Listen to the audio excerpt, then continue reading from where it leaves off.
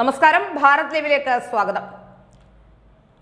ഇടതുപക്ഷത്തിനും കോൺഗ്രസിനുമൊക്കെ വലിയ പ്രതീക്ഷ ജനിപ്പിച്ചുകൊണ്ട് ഇന്ത്യ സഖ്യം നിലവിൽ വന്നെങ്കിലും സഖ്യമാകെ പൊട്ടിപ്പൊളിഞ്ഞിരിക്കുന്ന അവസ്ഥയിലാണ്. സഖ്യത്തിൻ്റെ തലവനായിരുന്ന നിതീഷ് കുമാർ തന്നെ മറുകണ്ഠം ചാടിയതോടെ സഖ്യത്തിന് യാതൊരു പ്രസക്തിയും ഇല്ലാതായിരിക്കുന്നു. ഇപ്പോൾ അതിലുമേറെ കോൺഗ്രസിന് വിനയായി മാറുന്നത് ഹിന്ദി ഹൃദയഭൂയിലെ അവരുടെ പ്രവർത്തനങ്ങളിൽ ചില പാളിച്ചകൾ, അല്ലെങ്കിൽ അവിടെ നിന്നും ഈ കൈ ഇപ്പോൾ വിറച്ചുകൊണ്ടിരിക്കുന്നു എന്നുള്ളതാണ്.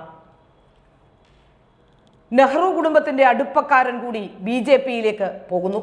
രാജ്യസഭാ സീറ്റ് ആവശ്യപ്പെട്ട് കമൽനാഥ് കഴിഞ്ഞ ദിവസം സോണിയാഗാന്ധിയുമായി കൂടിക്കാഴ്ച നടത്തിയിരുന്നു.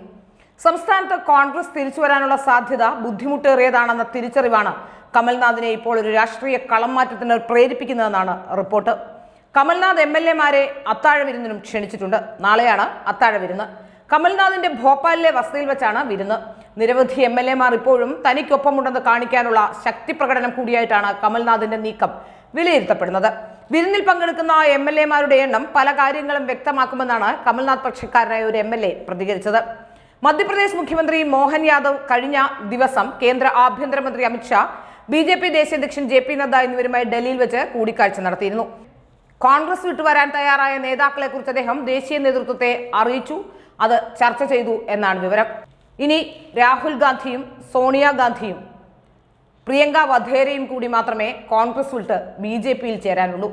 അത്തരമൊരവസ്ഥയിലൂടെയാണ് കോൺഗ്രസ് ഇപ്പോൾ കടന്നുപോയിക്കൊണ്ടിരിക്കുന്നത്.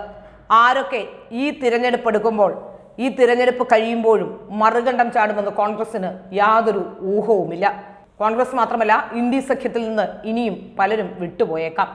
ഏതായാലും സഖ്യത്തിന് യാതൊരു പ്രസക്തിയുമില്ലെന്നും 400 സീറ്റിലധികം നേടുമെന്നും BJP പ്രഖ്യാപിച്ചും കഴിഞ്ഞു. എന്തായിരിക്കും ഇനി കോൺഗ്രസിന്റെ നീക്കം? കോൺഗ്രസ് തട്ടിത്തകർന്ന് ഇല്ലാതാവുകയാണോ?